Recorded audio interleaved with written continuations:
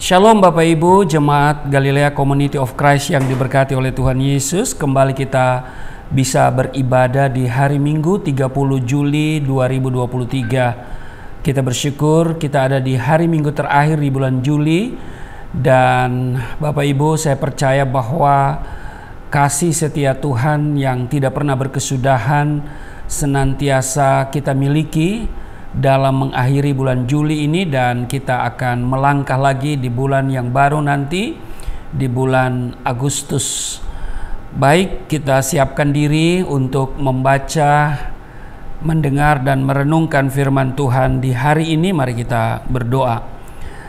Terima kasih Tuhan, Engkau telah membawa kami sampai pada hari ini, Minggu 30 Juli 2023. Kami boleh beribadah kepadamu, kami telah memuji dan menyembah Engkau dengan penuh sukacita, dengan hati yang gembira. Kami masuki gerbang-Mu dengan ucapan syukur. Dan saat ini kami hendak membaca, dengar dan renungkan firman-Mu. Urapi kami, buka hati dan pikiran kami. Kiranya apa yang kami dengar, kami baca, tidak untuk kami lupakan, tapi kami mengerti dan itu termaterai dalam hati kami, menjadi rema dalam hidup kami. Saat kami menjalani kehidupan, kami senantiasa berserah kepada Tuhan, dan kami senantiasa berjalan dalam kebenaran firman-Mu. Urapi juga hamba-Mu yang tidak ada apa-apanya, segala kuasa yang mengganggu jalannya ibadah kami patahkan dalam nama Tuhan Yesus. Berkati jemaat-Mu yang mengikuti ibadah secara online ataupun nanti yang akan mengikuti ibadah pada kesempatan yang lain. Tuhan terus berkati kami. Di dalam nama Tuhan Yesus kami sambut firman-Mu. Haleluya. Amin. Bapak Ibu, hari ini saya memberi tema Abraham dan ketaatan. Kita melihat di dalam Kejadian pasal 22 ayat 1 sampai dengan 19. Lembaga Alkitab Indonesia memberi judul Kepercayaan Abraham diuji. Setelah semuanya itu Allah mencoba Abraham. Ia berfirman kepadanya, Abraham, lalu sahutnya, ya Tuhan. Firman-Nya, ambillah anakmu yang tunggal itu yang engkau kasihi, yakni Ishak. Pergilah ke tanah Moria dan persembahkanlah dia di sana sebagai kurban bakaran pada salah satu gunung yang akan kukatakan kepadamu. Ayat 3, keesokan harinya pagi-pagi bangunlah Abraham. Ia memasang pelana keledainya dan memanggil 2 orang bujangnya beserta Ishak anaknya. Ia membelah juga kayu untuk kurban bakaran itu. Lalu berangkatlah ia dan pergi ke tempat yang dikatakan Allah kepadanya. Ayat 4, ketika pada hari ketiga Abraham melayangkan pandangannya, kelihatanlah kepadanya tempat itu dari jauh. Kata Abraham kepada kedua bujangnya itu, tinggallah kamu di sini dengan keledai ini. Aku beserta anak ini akan pergi ke sana. Kami akan sembahyang. Sesudah itu kami kembali kepadamu. Lalu Abraham mengambil kayu untuk kurban bakaran itu dan memikulkannya ke atas bahu Ishak anaknya. Sedang di tangannya dibawanya api dan pisau. Demikianlah keduanya berjalan bersama-sama. Lalu berkatalah Ishak kepada Abraham, ayahnya. Bapa, sahut Abraham, ya anakku. Bertanyalah ia, di sini sudah ada api dan kayu, tetapi di manakah anak domba untuk kurban bakaran itu? Sahut Abraham, Allah yang akan menyediakan anak domba untuk kurban bakaran baginya, anakku. Demikianlah keduanya berjalan bersama-sama. Ayat 9, sampailah mereka ke tempat yang dikatakan Allah kepadanya. Lalu Abraham mendirikan mezbah di situ. Disusunnyalah kayu, diikatnya Ishak anaknya itu, dan diletakkannya di mezbah itu di atas kayu api. Sesudah itu Abraham mengulurkan tangannya lalu mengambil pisau untuk menyembelih anaknya. Tetapi berserulah malaikat Tuhan dari langit kepadanya, Abraham, Abraham. Sahutnya, ya Tuhan. Lalu ia berfirman, Jangan bunuh anak itu dan jangan kau apa-apakan dia. Sebab telah ku ketahui sekarang bahwa engkau takut akan Allah dan engkau tidak segan-segan untuk menyerahkan anakmu yang tunggal kepadaku. Ayat 13, lalu Abraham menoleh dan melihat seekor domba jantan di belakangnya, yang tanduknya tersangkut dalam belukar. Abraham mengambil domba itu lalu mengorbankannya sebagai kurban bakaran pengganti anaknya. Dan Abraham menamai tempat itu Tuhan menyediakan. Sebab itu sampai sekarang dikatakan orang, di atas gunung Tuhan akan disediakan. Ayat 15, untuk kedua kalinya berserulah malaikat Tuhan dari langit kepada Abraham. Katanya, aku bersumpah demi diriku sendiri, demikianlah firman Tuhan, karena engkau telah berbuat demikian, dan engkau tidak segan-segan untuk menyerahkan anakmu yang tunggal kepadaku, maka aku akan memberkati engkau berlimpah-limpah dan membuat keturunanmu sangat banyak seperti bintang di langit dan seperti pasir di tepi laut, dan keturunanmu itu akan menduduki kota-kota musuhnya. Ayat 18, oleh keturunanmu lah semua bangsa di bumi akan mendapat berkat karena engkau mendengarkan firman-Ku. Ayat 19, kemudian kembalilah Abraham kepada kedua bujangnya, dan mereka bersama-sama berangkat ke Berseba, dan Abraham tinggal di Berseba. Bapak Ibu, demikian pembacaan di dalam Kejadian pasal 22 ayat 1 sampai dengan 19. Kita tahu bahwa Abraham adalah tokoh perjanjian dalam perjanjian lama yang memiliki iman yang sejati.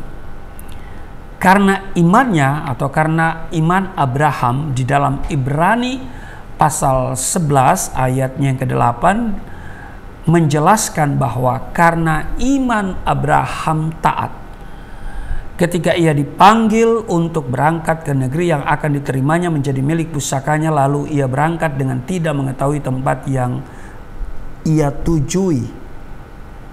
Nah Bapak Ibu, dalam ayat ini memberikan penjelasan bagi kita bahwa Abraham keluar dari negerinya yaitu Ur Kasdim menuju ke suatu tempat yang Tuhan janjikan, ke suatu tempat yang belum diketahuinya. Tetapi Abraham tetap berangkat hanya dengan bermodalkan iman saja. Nah, pasal ini menjelaskan lagi bahwa Tuhan menguji kepercayaan Abraham. Padahal kita tahu bahwa Tuhan itu Maha Tahu, ya toh? Dan Tuhan pasti mengetahui isi hati Abraham. Rupanya Tuhan melihat bahwa Abraham telah mulai mengasihi anaknya yaitu Ishak. Ya kan? Tuhan lebih tahu isi hati daripada Abraham. Kalau dulu sebelum ada Ishak, Abraham sangat mengasihi Tuhan. Tapi ketika Tuhan memberikan berkat kepadanya, berkat keturunan yaitu Ishak, nah ini dia persoalan. Kasihnya itu mulai bergeser dari Allah kepada Ishak. Sehingga Tuhan harus kemudian menguji kembali iman dan ketaatan seorang Abraham. Nah sekarang apa tindakan Abraham dalam menghadapi ujian dari Tuhan itu? Bapak Ibu, di ayat 1-6 kita baca, setelah semuanya itu Allah mencoba Abraham, ia berfirman kepadanya, Abraham, lalu sahutnya, ya Tuhan, firman-Nya, ambillah anakmu yang tunggal itu, yang engkau kasihi, yakni Ishak, pergilah ke tanah Moria dan persembahkanlah dia di sana sebagai kurban bakaran pada salah satu gunung yang akan kukatakan kepadamu. Keesokan harinya pagi-pagi bangunlah Abraham, ia memasang pelana keledainya dan memanggil 2 orang bujangnya beserta Ishak anaknya. Ia membelah juga kayu untuk kurban bakaran itu. Lalu berangkatlah ia dan pergi ke tempat yang dikatakan Allah kepadanya. Ayat 4, ketika pada hari ketiga Abraham melayangkan pandangannya, kelihatanlah kepadanya tempat itu dari jauh. Ayat 5, kata Abraham kepada kedua bujangnya itu, tinggallah kamu di sini dengan keledai ini. Aku beserta anak ini akan pergi ke sana, kami akan sembahyang, sesudah itu kami kembali kepadamu. Ayat 6, lalu Abraham mengambil kayu untuk kurban bakaran itu dan memikulkannya ke atas bahu Ishak anaknya, sedang di tangannya dibawanya api dan pisau. Demikianlah keduanya berjalan bersama-sama. Jadi apa tindakan Abraham dalam menghadapi ujian dari iman? Yang pertama yang kita baca di ayat 1-6 tadi, Abraham mendengarkan dan taat terhadap perintah Allah. Ada banyak orang hanya ingin mendengar tapi tidak taat melakukan firman Tuhan. Abraham berbeda, dia selalu ingin mendengar dan juga dia taat terhadap apa yang dia dengar itu.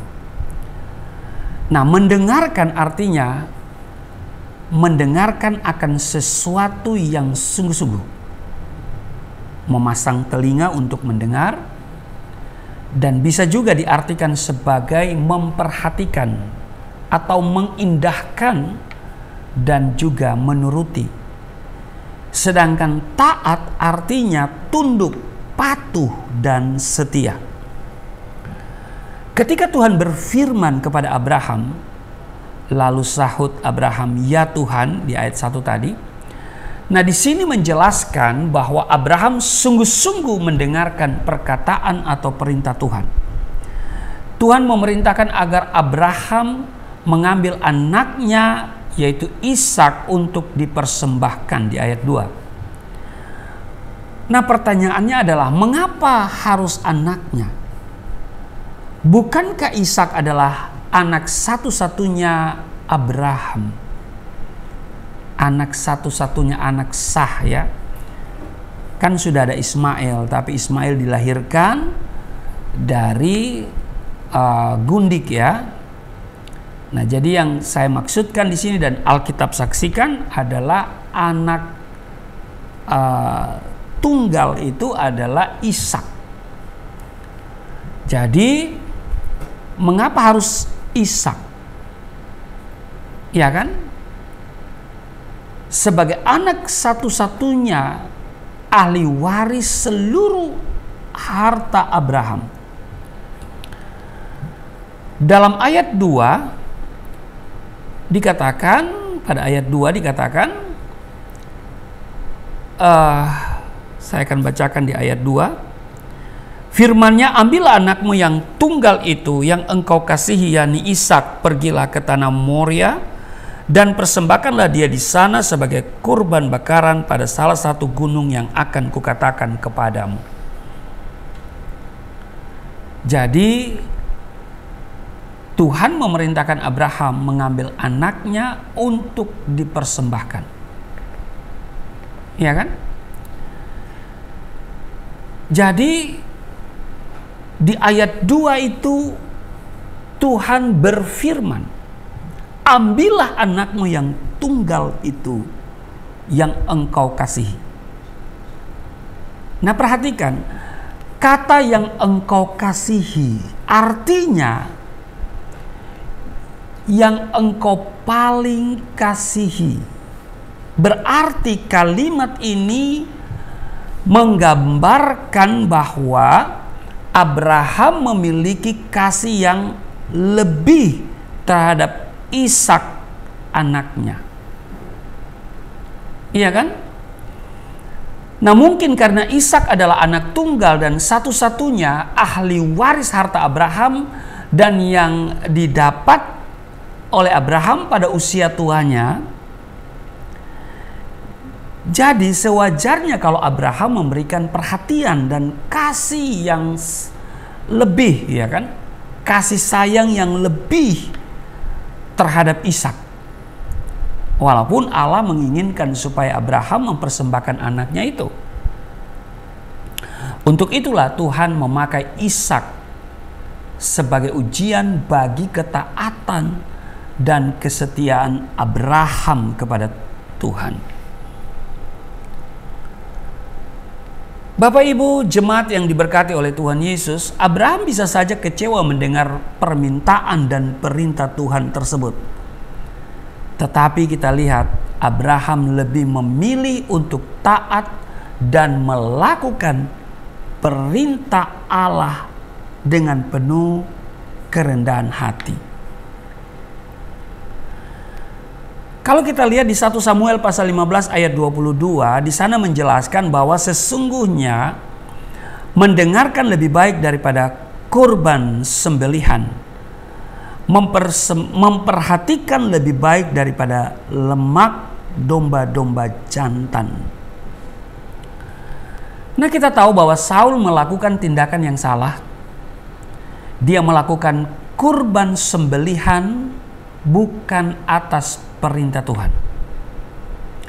Ia tidak sabar menantikan kedatangan Samuel untuk melakukan kurban sembelihan, sebab pada saat itu yang bisa melakukan kurban bakaran bagi Tuhan adalah imam atau nabi. Oleh sebab itu, betapa pentingnya kita harus hidup taat, Bapak Ibu. Karena hidup taat bukanlah pilihan yang harus kita pilih, tetapi hidup taat adalah perintah Tuhan yang harus ditaati dan dilakukan. Amin. Nah, Allah lebih senang melihat kita hidup dalam ketaatan kepada firman-Nya daripada kita mempersembahkan kurban. Bagi Dia, ketaatan kita lebih penting dibandingkan apapun juga. Di Wahyu pasal 14 ayat 12 di sana dikatakan begini. Yang penting di sini ialah ketekunan orang-orang kudus yang menuruti perintah Allah dan iman kepada Yesus. Amin. Nah, itu hal pertama yang dilakukan Abraham dalam menghadapi ujian dari Tuhan, yaitu mendengarkan dan taat terhadap perintah Allah. Yang kedua, Abraham memiliki iman yang disertai pengharapan. Di ayat 7, lalu berkatalah Ishak kepada Abraham ayahnya, "Bapa," sahut Abraham, "Ya anakku." Bertanyalah ia, "Di sini sudah ada api dan kayu, tetapi di manakah anak domba untuk kurban bakaran itu?" Sahut Abraham, "Allah yang akan menyediakan anak domba untuk kurban bakaran baginya, anakku." Demikianlah keduanya berjalan bersama-sama. Ayat 9, sampailah mereka ke tempat yang dikatakan Allah kepadanya. Lalu Abraham mendirikan mezbah di situ. Disusunnyalah kayu, diikatnya Ishak anaknya itu, dan diletakkannya di mezbah itu di atas kayu api.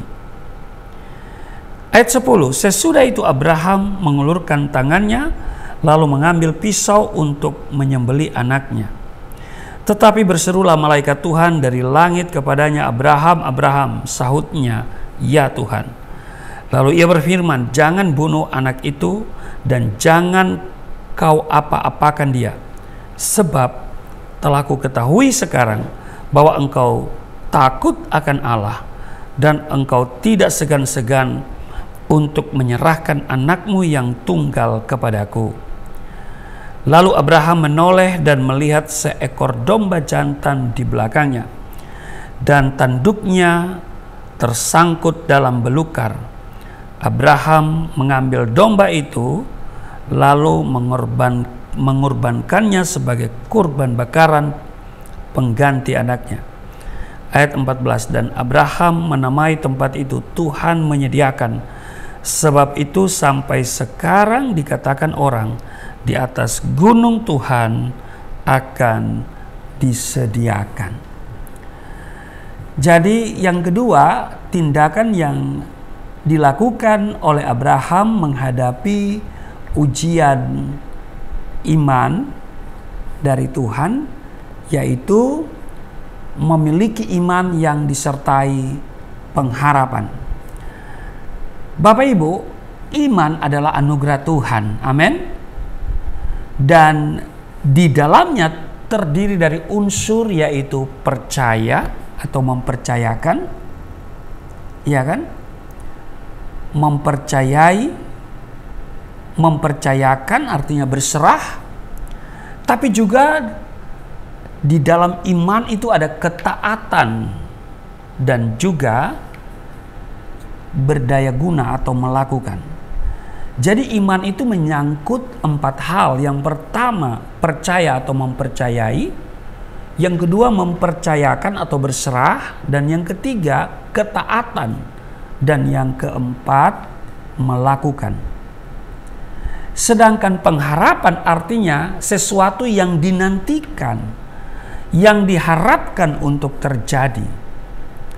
Jadi iman yang berpengharapan adalah percaya kepada Allah dan mempercayakan hidup kita kepadanya sambil menantikan pertolongannya terjadi dalam kehidupan kita. Amin.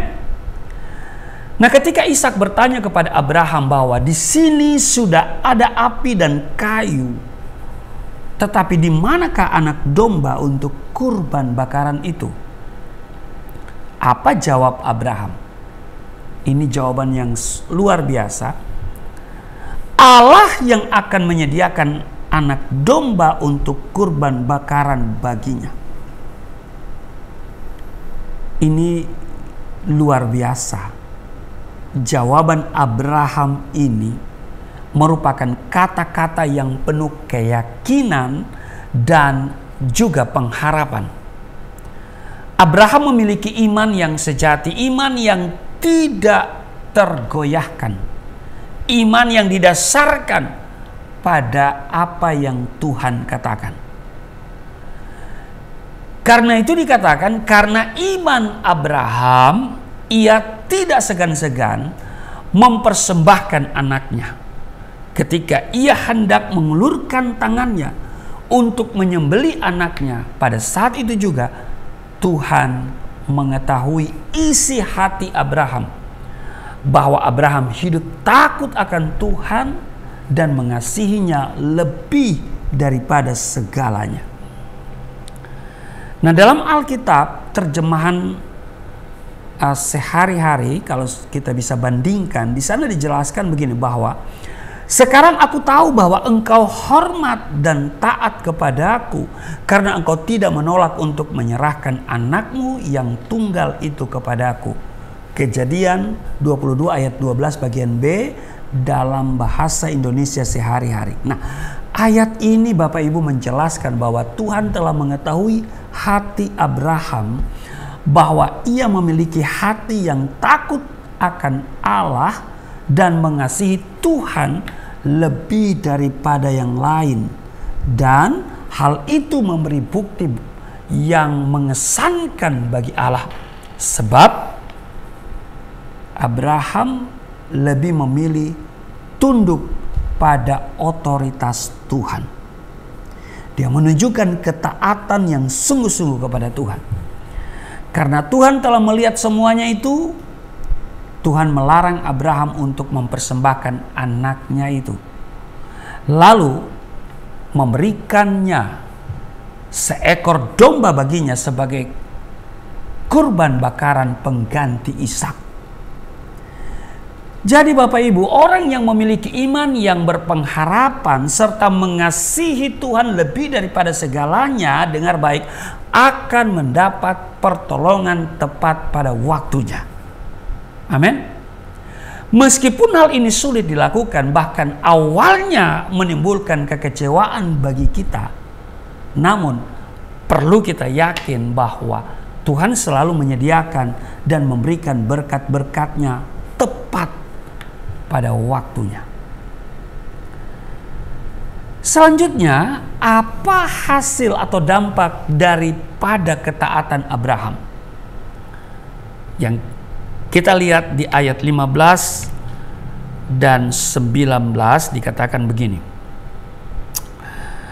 Ayat 15 sampai 19. Untuk kedua kalinya berserulah malaikat Tuhan dari langit kepada Abraham. Katanya, aku bersumpah demi diriku sendiri, demikianlah firman Tuhan.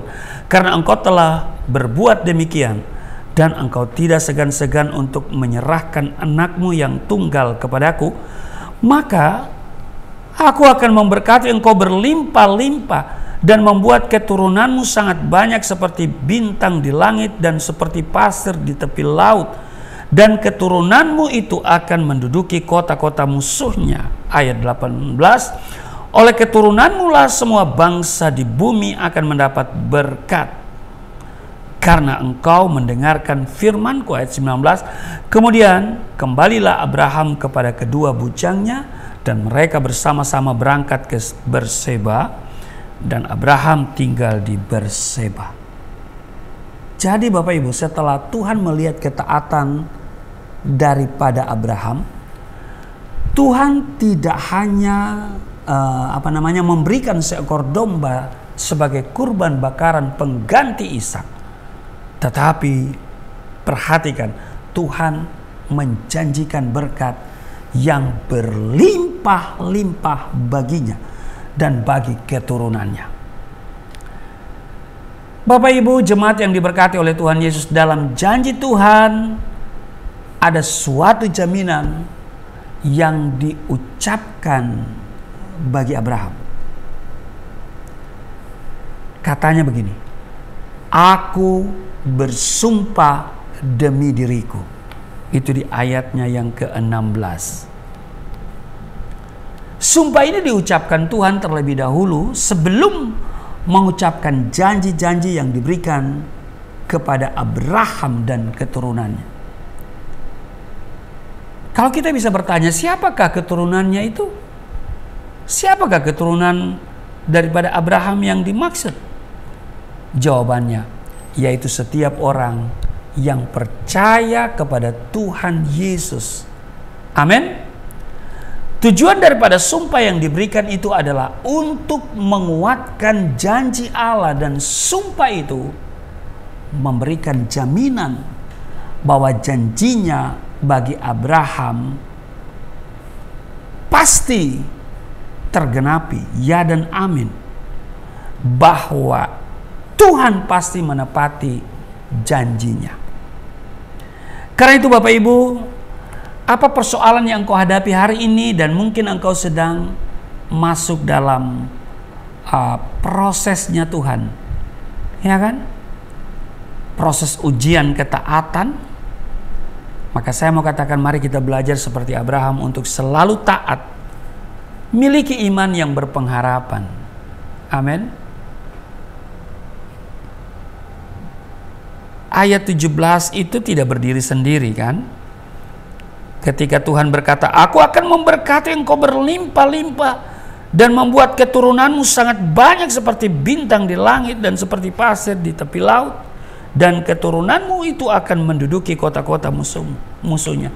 Itu tidak berdiri sendiri, tapi didahului oleh ada perintah, ya kan? Kemudian ada ujian, dan karena itu Abraham sukses, ya kan? Dalam ujian ketaatan, dia sukses dalam hal proses. Sebab dia memiliki iman yang berpengharapan. Amin. Dia mendasarkan imannya pada apa yang Tuhan katakan. Dia tidak pernah ragu akan janji Tuhan. Matanya selalu tertuju kepada Tuhan.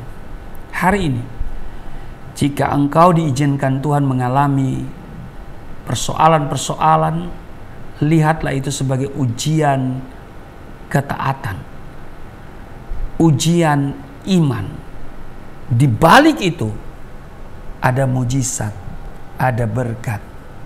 Amin. Jika engkau didapati sungguh-sungguh mengasihi Dia, jika engkau didapati hatimu mengasihi Tuhan, maka janji kepada Abraham juga menjadi bagianmu. Dikatakan, maka kata Tuhan ya, Aku akan memberkati engkau berlimpah-limpah. Engkau akan diberkati berlimpah-limpah. Amin.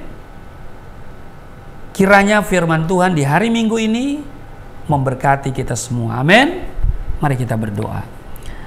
Terima kasih Tuhan, kami boleh melihat dan belajar dari Abraham soal ketaatan. Karena dia memiliki iman yang berpengharapan kepadamu, kiranya kami pun berjalan bersama Engkau dengan tidak ragu-ragu. Kami percaya Engkau adalah sumber kehidupan, sumber mujizat. Kami tidak akan pernah berjalan sendiri, sebab Engkau beserta kami. Terima kasih. Sebentar kami akan menyatu dengan tubuh darah-Mu, tapi sebelumnya kami akan memberikan persembahan sebagai ucapan syukur kami, karena Tuhan sungguh sangat baik dalam hidup kami. Kalau kami ada sebagaimana ada hari ini dengan apa yang kami punya, semua karena anugerah-Mu. Maka itu kami mau memberkati pekerjaan Tuhan, melibatkan diri sebagai mitra Tuhan. Kami akan memberi persembahan kepada Yayasan Pelayanan Galilea Indonesia, di mana kami bisa menopang pekabaran Injil, pelayanan misi, bahkan banyak hal dalam membesarkan kerajaan Allah di bumi ini. Berkati setiap mereka yang memberi. Tuhan kenal hati mereka. Setiap rupiah, dolar dan euro yang mereka persembahkan, Tuhan kembalikan 30, 60, 100 kali ganda di dalam nama Yesus. Mereka yang memberi tidak miskin, mereka yang memberi memperbesar keuntungan mereka di dalam nama Tuhan Yesus. Sambil memberi kami siapkan diri menerima tubuh darah-Mu di dalam nama Tuhan Yesus. Haleluya. Amin.